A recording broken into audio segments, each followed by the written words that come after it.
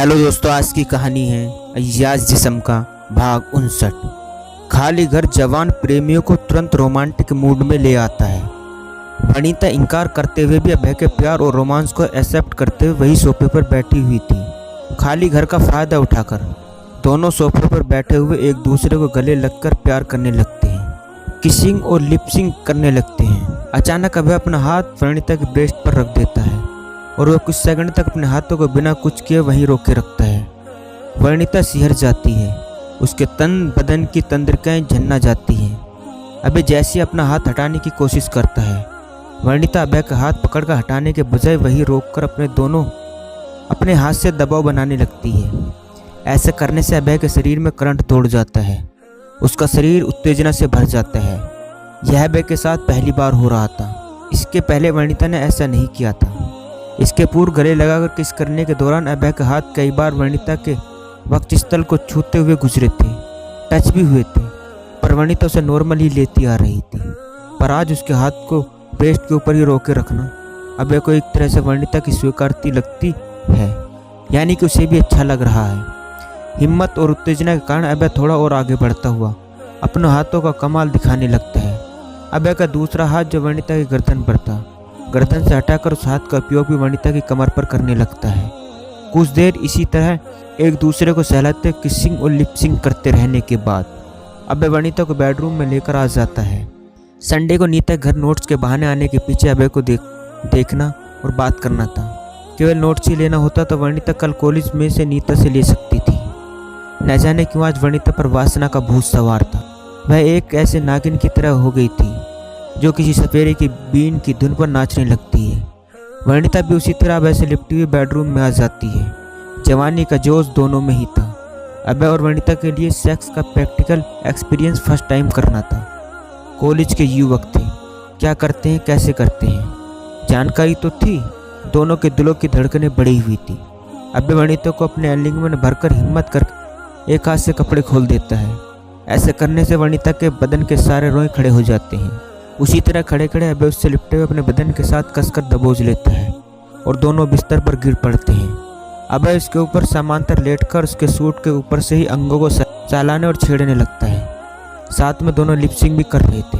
अभय के कमरे में इसका पहला शारीरिक संबंध था। वनिता को इसके लिए कोई अफसोस नहीं था। इस दौरान जब भी मौका मिलता वो संबंध बनाने में व्यस्त होने लगे थे। रंजीत के लापता होने के एक माह बाद कुंदन नीलम को आगे से वनिता की निगरानी करने से मना कर देता है। अब अभय कॉलेज में आकर सिर्फ नीता और वनिता को ही पहले की तरह ट्यूशन दे रहा था। रंजीत के लापता होने से अभय तो दुखी था, अब उसे रंजीत के आने की उम्मीद टूटती जा रही थी। वह सोच लेता चित्रा और रंजीत की लव स्टोरी और वनिता को बताकर उसके पापा से बात करने को कहेगा।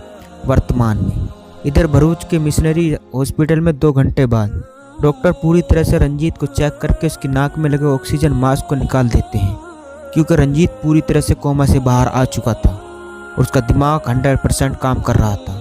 मस्तिष्क में ऑक्सीजन भरपूर मात्रा में पहुंचते रहे, इसलिए कोमा पेशेंट को ऑक्सीजन मास्क लगाया जाता है ताकि दिमाग की सारी तंत्रिकाएं सही तरीके से काम करती रहें। डॉक्टर रंजीत से पूछता है, मिस्टर क्लार्क कैसे हैं? रंजीत कहता है, सर मिस्टर क्लार्क कौन है मुझे नहीं मालूम। फिलहाल मैं ठीक हूँ, ट्रेन में एक हादसा हुआ और मैं बेहोश हो गया। इसके बाद मैं यहाँ कैसे आया वही जानना चाहता हूँ, और यह कौन सा शहर है? आपकी बातों से गुजराती भाषा झलक रही है।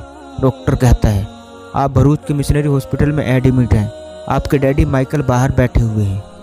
रंजीत कहता है, वो बुजुर्ग वो मेरे पिता नहीं है, मेरे पिता मुंबई में रहते हैं। रंजीत की बात सुनकर डॉक्टर कंफ्यूज हो जाते हैं कि कहीं पेशेंट की याददाश्त तो नहीं चली गई। डॉक्टर ओके, तुम अभी बहुत दिनों बाद कोमा से बाहर निकले हो, आराम करो, हम 2 घंटे बाद आएंगे और बात करेंगे। कहते हुए नर्स को एक इंजेक्शन डालने को कहकर निकल जाते हैं। डॉक्टर यह भी बोलते हैं कि इंजेक्शन लगाने के बाद फिर से ऑक्सीजन मास्क लगा देना। नर्स थोड़ी देर बाद एक इंजेक्शन IV के थ्रू लगाने आती है और बोतल में इंजेक्ट पुश करने लगती है।